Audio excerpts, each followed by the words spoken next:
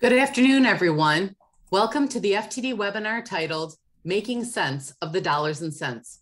With a combined 49 years of marketing experience, we are excited to welcome today's featured presenters, marketing consultants, Tracy Oswald and Kim Sherlock.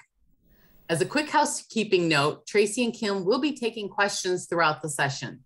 If you have a question, simply type it in the chat box in the toolbar at the bottom of your screen. All right, let's get started. Welcome, ladies. Thank you so much, Janet. It's super exciting to be here, and we have an action-packed 30 minutes for you all.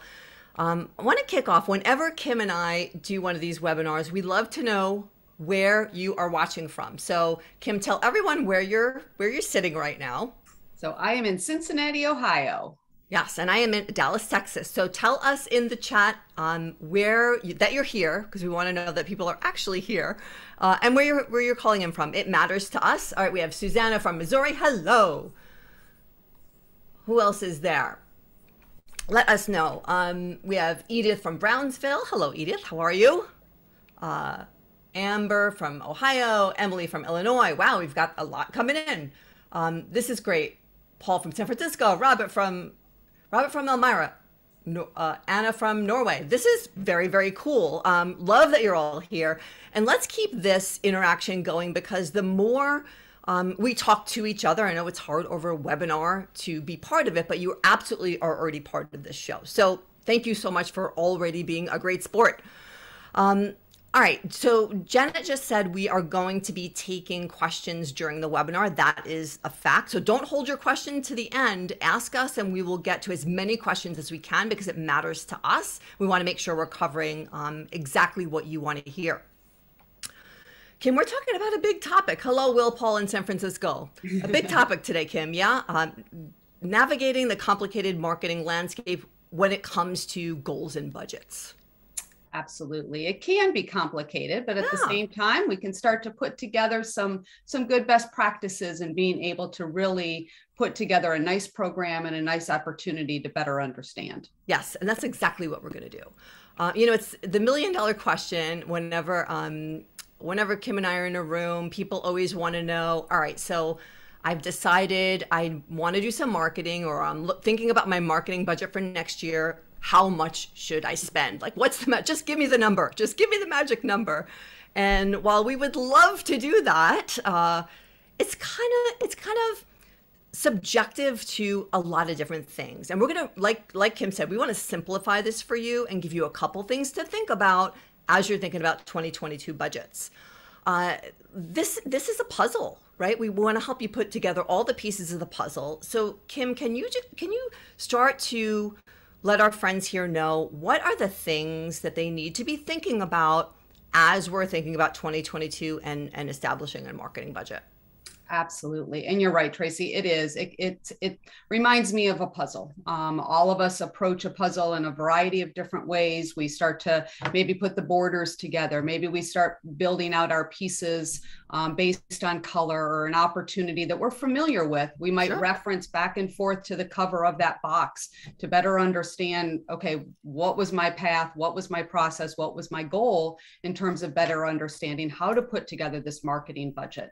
So the first benchmark that oftentimes comes up in conversation is sales data. There might be a certain percentage in regards to developing a good marketing budget, whether it's based on your brand recognition that exists in the marketplace, or maybe you're new to the marketplace and maybe there needs to be a little bit more emphasis in regards to just building that name awareness so that people understand who you are, what your services are. You're either possibly well established in the area, but you have a new service line. You have a new element that you really want to bring to market. So you start to pull together kind of some benchmarks, if you will. Start taking a look at competition in your area. Maybe there's another organization that has really heavied up their advertising or really heavied up their social platform awareness. And so you need to be able to be competitive in that same space and that same opportunities. You have your own personal goals. You want to take a look at year-over-year opportunities and maybe better understand what you can do to either have a certain service line, certain merchandising, things like that, that you really want to be able to be aware of and get out to the marketplace. Media partnerships. Oftentimes we will have a media vendor come to our attention that's really putting together a very nice package, a very nice opportunity that we can take advantage of, that maybe someone in another region doesn't have quite that same opportunity, because maybe that platform is not as aggressively priced, or the relationship with that media vendor isn't there. We start taking a look at the particular goals that we have for the next year, or for the next segment of business. Driving sales, for example, maybe it's hosting events, or looking at different opportunities that we really want to take advantage of in terms of growth for our particular business. Increasing market share awareness, and just really being conscious of name awareness in the marketplace, or looking at those new business objectives that might reside for our personal goals for our business. Yeah, and that's why it's really not a one size fits all when it comes to how much should I spend. It's so subjective. And so I would love to hear from whoever wants to answer, Emily, Anna, Robert, Will, all of our players. What's the thing that Kim said that stuck out to you most so far? Like, was it the sales data? Was it, I have to think about competition? What's important to you as you're thinking about 2022? So as we go through these next couple minutes together here, we can really make this worthwhile. So Susanna, paying attention to competitions campaigns. Yes, 100%. That's really, really important. Let us know what you're thinking so we can customize and tailor this as we go on. Let's think about, as we move on, we want to, Amy Walker says name awareness. I'm new, 100%. Yeah, if you're a new location or a new store, you've got to be thinking about brand awareness. You're on the right track. I love it. As we talked about in last month's webinar, Erin and Jen talked about, like, how do you identify your best customers, right? Those customers that really are your bread and butter. And so Kim, what do we have to be thinking about when it comes to marketing budgets as it relates to our best customers? And Robert just said how to get people to site versus site versus order gatherers. Yeah, totally. Yes.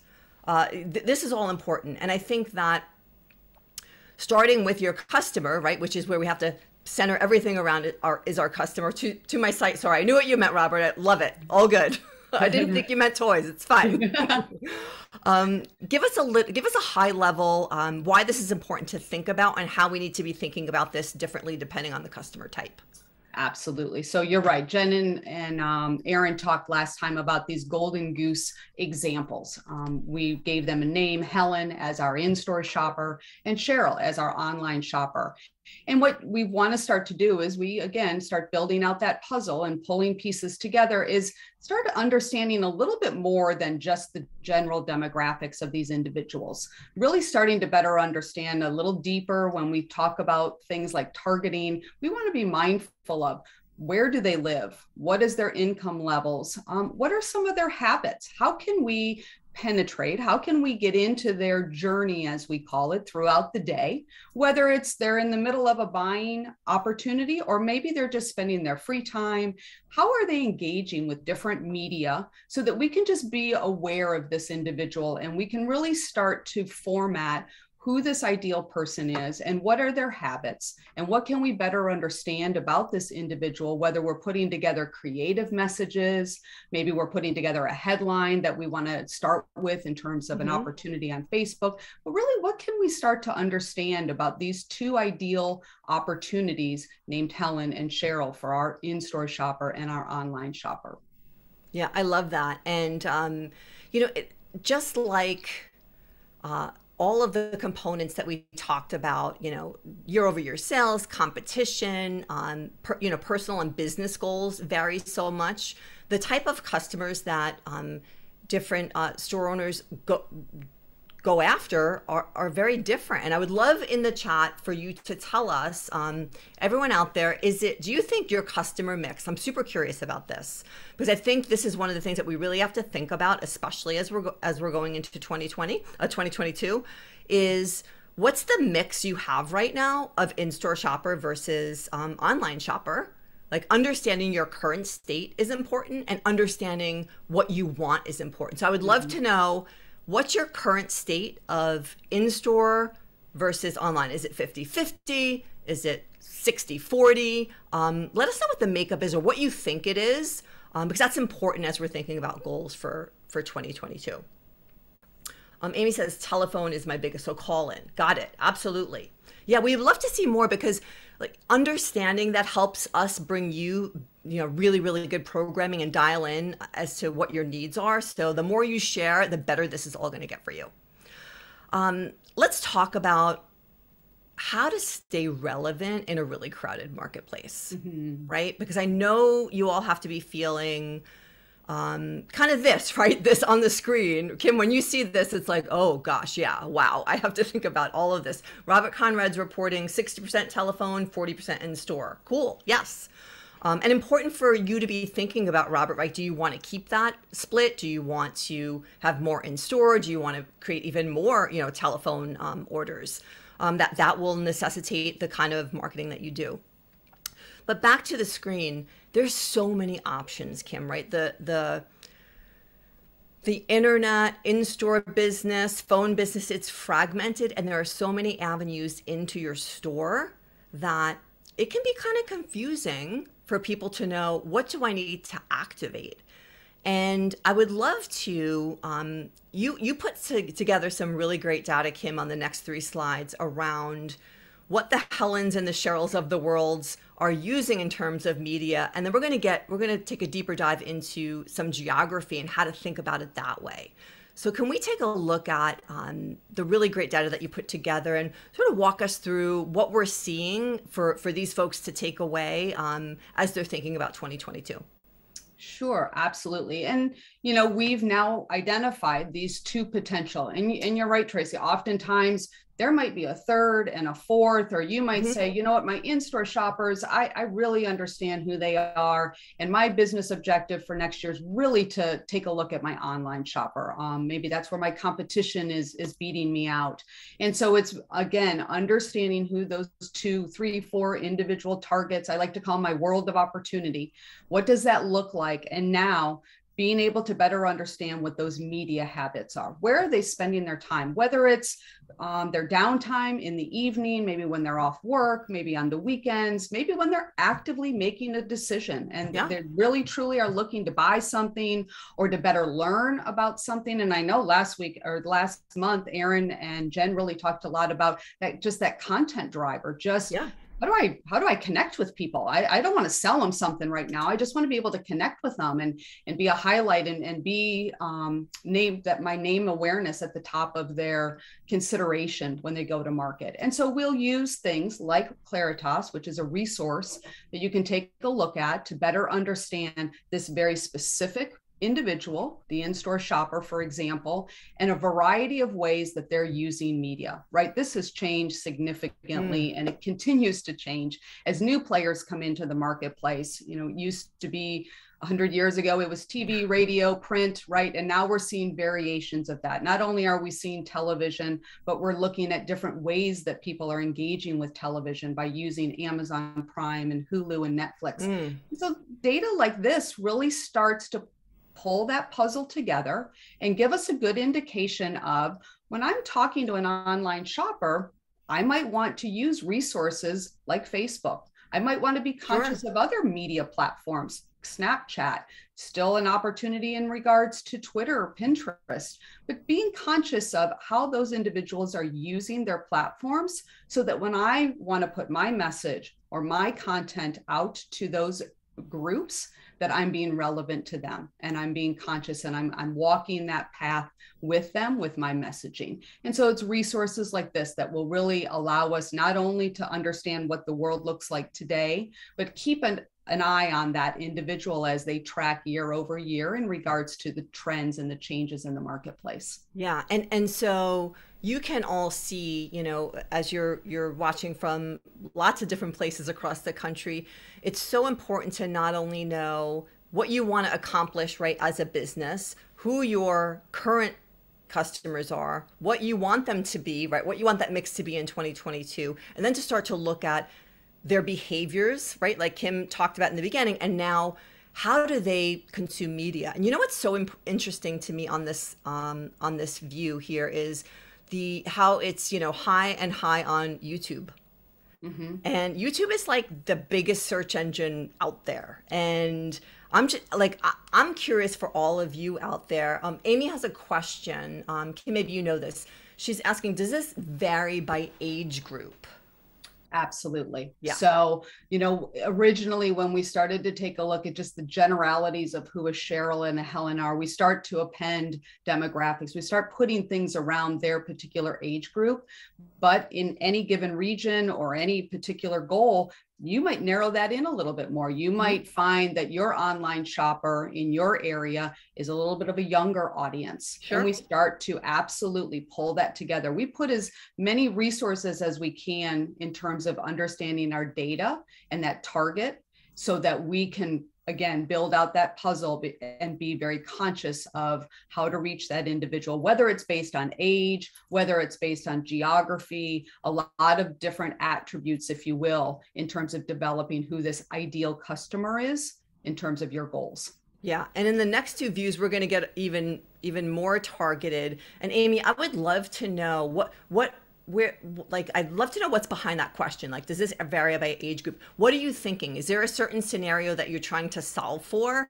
And like you want to find out if there's a certain demographic that's in your market or buying from you that you need to market to differently. I would love to know the details so we can serve you better. So if you're comfortable with that, we would love to have more of a dialogue and get a little more detailed. All right. So I will just put it out there. If you are from Massachusetts, like this is your day, today's your day. You're the winner. Kim has some really interesting data around not just how people, the psychographics and the demographics against the goals you're trying to achieve as a business owner, and then the media that they consume to make decisions or not. But then that varies, and this feeds right into what Amy's asking. And I see another comment. I'll get to that in just a hot second. It's going to vary by geography, by neighborhood, right? And this is not anything you all don't know, but like you can start to see where we really need to funnel down and get very specific about what we're trying to accomplish when we think about all of this in aggregate. So Kim, talk us through, now this is for customers that have purchased from a florist in store. Tell us what we're looking at here. Sure, absolutely. And you're right, Tracy, in terms of understanding my own backyard, my own opportunities as they are specific to my goals from a business perspective.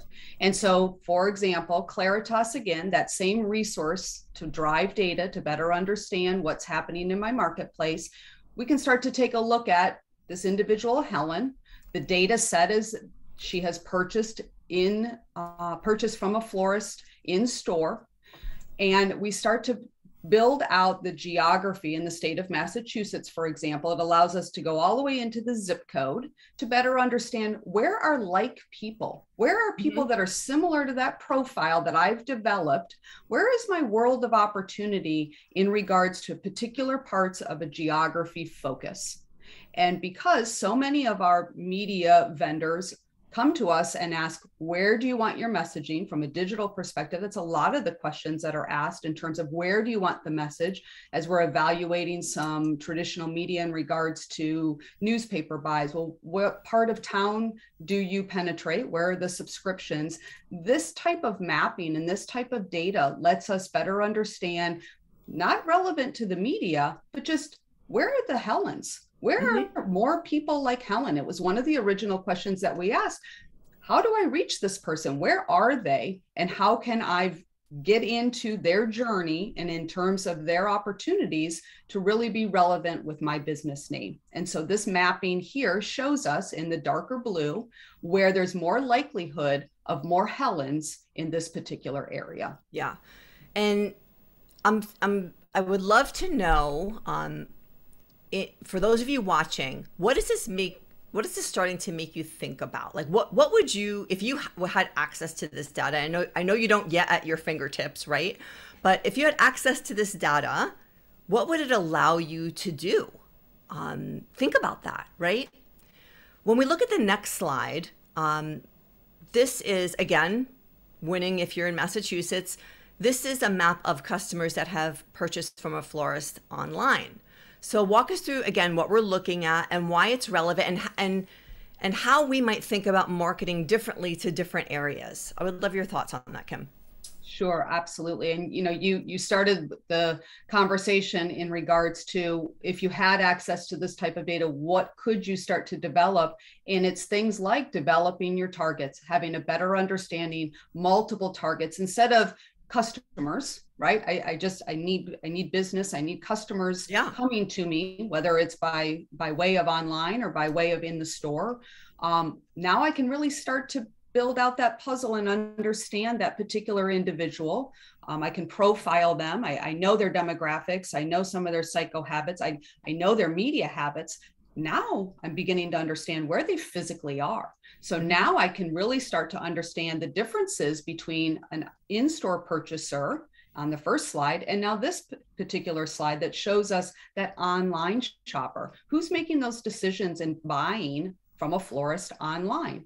See a little bit of difference in regards to the penetration, our darker blue, a little bit more over to the right, and then our lower opportunities a little bit over to the green. But again, this gives us a really good format and a really good framework when we're starting to put together our media, when we're starting to put together the opportunities to reach people, understanding our expectation when we go to market. This doesn't say that we can't find individuals in one area versus another. This just gives us maybe some hints in regards to, how do I want to start my ad? What type of campaign? What are my expectations when I run something, an event that I'm having in my store? Maybe I should be conscious of the fact that I should be leaning my opportunities, my conversations, my penetration into the marketplace into some of those more likely opportunities where the Helens reside rather than the Cheryls. So not only does it give you that media buying opportunity, it really gives you the opportunity to do your photography, your creative, the type of content that you're taking out, and really gives you an opportunity to be very specific in any given geography, all the way down to the zip code. So what you're saying is being specific about the actual ad content, right, or campaign content, not only the targeting. I love that, and I think that's so critical. All right, I love that we already have some people who have a very clear idea about what their goals are when it comes to marketing and what they want to accomplish in, for the rest of the year and in 2022. We know that Amy has, I think it was Amy, she wants to get her brand out there, her name out there. She's newer. And we have to think about exactly what we want to accomplish, because we could have all of the information that you just talked about, right? But that if we don't go after the right goals, right, all of that will be for nothing. So getting very clear about, do we want to do awareness? Like, do we want to have brand recognition, drive more website traffic, increase social media following to build up your brand? Or are we talking about lead generation? So again, I would love to hear from all of you. Which side do you fall more on? Do you think for 2022, are you looking for awareness? Are you looking to just get your name out there, your brand recognition, or are you looking for lead gen? I'm super interested in this. Again, as you interact, it will drive future programming. So Kim, walk us through tactics and for both high level and what we need to be thinking about. Sure, absolutely. And this gives us the opportunity, whether it's layering our media and being conscious of, what should I expect? When I do what should my opportunity, what should that ultimately provide for me, so that I've got a good understanding of my expectation in terms of my goals. And on our worksheet today that we'll share at the end of our webinar, it gives you that opportunity to start building out that framework and understanding that if it is building awareness and our opportunities of things like brand recognition or our website traffic or a new service line, a new part of our merchandising that we really want to be conscious of, moving from maybe our floral arrangements into maybe a little bit more of the gift giving, things like that. But you want to build that awareness to that new element, looking to tactics like traditional media in regards to print or digital display, some of these elements that just really bring out the name awareness. Maybe I'm not specifically looking to purchase right here and right now, but something has caught my attention and I'm connecting in a way that's building that awareness that maybe I can be talking with a friend or I can be passing along additional information to build that, that name in my marketplace. Or very specific to lead generation and really looking to either drive people into my store, drive to a particular event that I'm having, but be very conscious of very specific sales and very specific month end, if you will, in terms of expectation. We look to some of the resources that are out in the marketplace that should enable us to be able to do that and be very specific to search engine marketing, for example, some of the social media advertising. I know it was touched on during our last webinar in regards to social opportunities out there, email marketing, things that are very specific and that media company can come back and say, this is what drove to X and Y. And we have a really good understanding of who came in our door and or who made those purchases in terms of the dollars that we invested in those medias. Yeah, such good stuff. And if you didn't take a screenshot of this, you should totally do it or go back and watch and take a screenshot because this is really, really good. All right, we have 4 minutes left. We want to get you all out on time. This is a great shot. This is the Burrell. I think they did it in 2021, but it's a local advertising forecast for 2022. Look, it looks like video is super on the rise here for 2022. So Kim, like 2 or 3 high level points about what we should be thinking about, and then we will close it out with a couple more. Sure, absolutely. And you're right. This is another resource for data to better understand where there are trends, what are things looking like. I think all of us can attest to what has happened over the last year and a half in regards to our own personal habits in regards to utilizing video. So yes, absolutely. Video is going to continue to be a great resource to be able to get content and information out to the marketplace. But again, this data gives us another opportunity to understand our media and our opportunities in the marketplace. Love it. Just another piece of the puzzle. Mm-hmm. And I mean, it goes without saying, you have to stay up on your cyclical trends, right? Like we have cyclical trends, high level, but also in your market. This is something that you have to think about, focusing your content on the merchandise lines that are really driving the most business growth for you. And then really, really looking at your seasonality to make sure that whatever campaigns you're doing, that you're focusing your efforts and your dollars at the right time with the right message to the right people to make it happen. And let's close out by talking about it. If you're not looking at your results and understanding the numbers and the reporting that you're investing in marketing, you're really missing out. Evaluating your marketing, knowing what's working and why. Kim, give us like a 1 or 2 sentence, like why is this so important? Right. In terms of our marketing opportunities, we're not in a situation where we can set it and forget it. We can't set our goals at the beginning of the year.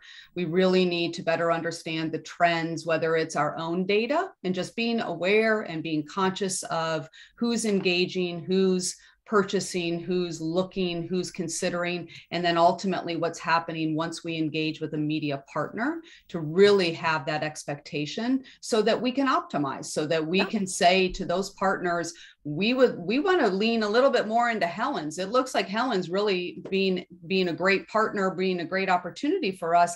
Let's lean in a little bit heavier and let's go after Helen, or let's tweak things as we go so that we can really optimize. And I think you're right, Tracy, in regards to the right message, the right time to the right person is so important. And the only way that we're going to learn that, the only way that we're going to be conscious of it is really to keep an eye on our own data and have our media partners be able to share that information and be able to understand the marketplace as a whole so that we can be successful. So good. And what a really great engaged crowd. Thanks everyone for playing. Janet, we're going to kick it back over to you to close us out. Fantastic. Thanks so much, Tracy and Kim, sharing a lot of great information with us. And we just want to thank everyone for attending. The slides will be available to download on FTDI, as well as the workbook and the worksheet, the media plan worksheet that I dropped in the chat. If you didn't grab it, I'll drop it in there again, but it will be available to download from FTDI as well.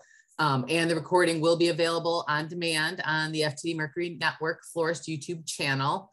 And for more education programming from FTD, visit ftdi.com to register for upcoming free webinars and design shows, as well as viewing past education programs on demand. So thanks everyone. We'll hope you can join us the next time.